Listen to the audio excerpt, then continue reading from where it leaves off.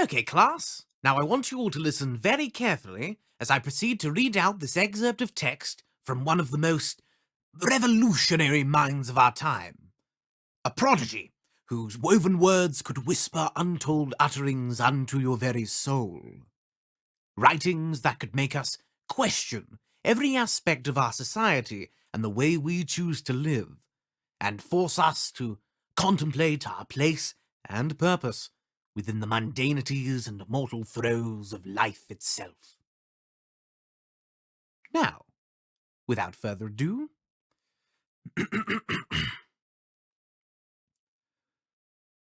this product is intended for cleaning purposes only. Do not attempt to use this product for any purposes other than the ones clearly indicated. This product can be known to cause serious eye irritation, should it happen to be applied directly to the eyes. Therefore, the wearing of eye protection is advised. This product is also known to be harmful to aquatic life, with long-lasting effects, making it unsuitable as food for pets, aqueous or otherwise. Should any of this product be consumed, medical advice should be sought immediately. Disposal of this container or its contents should be done so in accordance with local regulations. Unless said regulations call for this product to be applied directly to the optical receptors or for the consumption of this product by domesticated animals. Disposal of this product into local rivers/lakes is not advised or endorsed under any circumstances. Unless you think you can get away with it. Keep out of reach of children. Gives you chills, doesn't it? Such cutting language evokes a real feeling of profound indignation and cold, pragmatic authoritarianism. Wouldn't you agree? The way these words can seem to weave a world of such morose and mundane melancholy. This product is intended for cleaning purposes only. If only you could define our lives with so refined a functionality. The way it warns against the product's use for other instances, I think is reminiscent of the inherent futility of avoiding one's own destiny. Indeed, this sentiment is echoed all throughout the text, you see, with words like harmful, serious, long-lasting, irritation, them all being the result of incorrect implementation.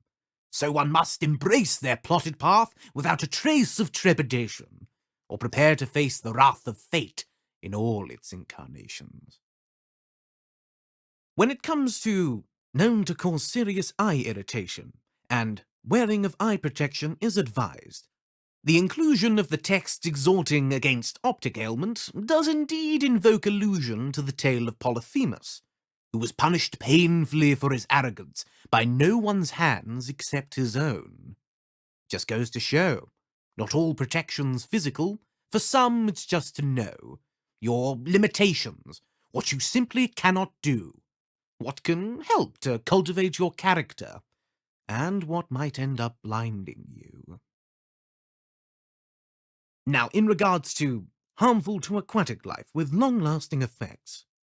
Now, it might be axiomatic to assume that life aquatic is an allegory for mankind's incumbent systematic start in ceasing of releasing plague pollutants into seas, in perpetuity, presumably in the efforts of appeasing such inhabitants of Earth whose ire has been steadily increasing toward companies content exuding oodles of effluvia out into the ocean, without the foggiest of foresight to realize what they are releasing.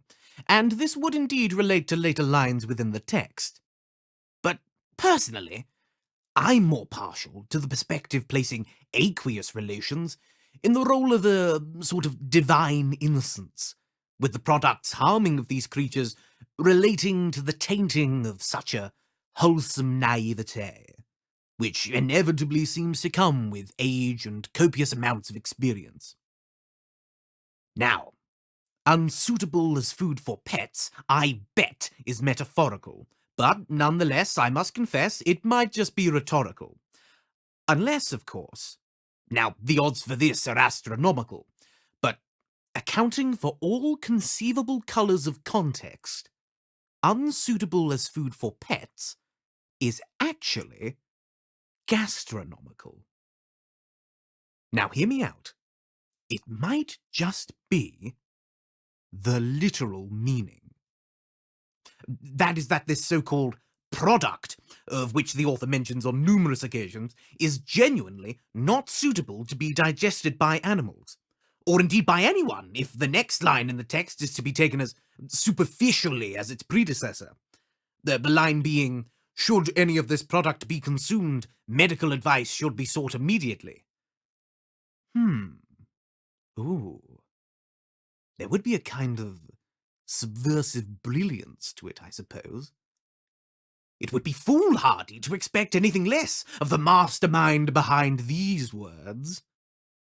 Of course, the next part of this piece cannot possibly be literal, as it pertains directly to one of the thematic threads I've already mentioned. Disposal of this container or its contents should be done so in accordance with local regulations. Now, this links back to what I said about the aqueous section regarding divine innocence and its subsequent corruption. Keep out of reach of children is perhaps more blunt in this assumption. Now, the rest of this paragraph gets a little nebulous in terms of how it can be interpreted, but I will do my best to provide an adequate enough explanation without being too ambiguous. Now, where are we? The line, container or its contents. Well, that's obviously about sexism, so let's move on.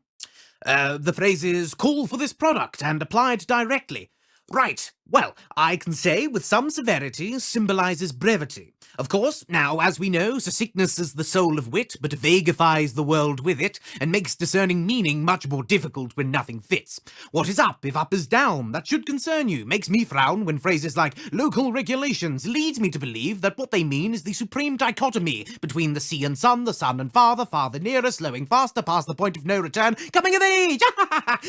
Domesticated animals symbolises animals, but not animals of the traditional sense, no, animals with the concept of dying for heads. This then has a direct link to the dichotomy between communism and the colour red. Now, red's not blue and blue's not pink, so optical must mean to think. Think what? And feel what? Feel stupid. So stupid. How our rudimentary mounds of matter clumped inside our heads, which we call brains, which rhymes with rain and drain and Polyphemus. Polyphemus! Oh, yes, he's in there too, along with Mrs. Pankhurst, Polonius, and global warming's there to boot.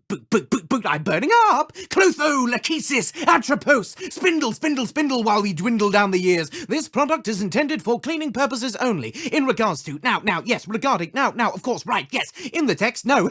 Actually, wait, symbolises metaphors and how they suck. Wait, I've got it!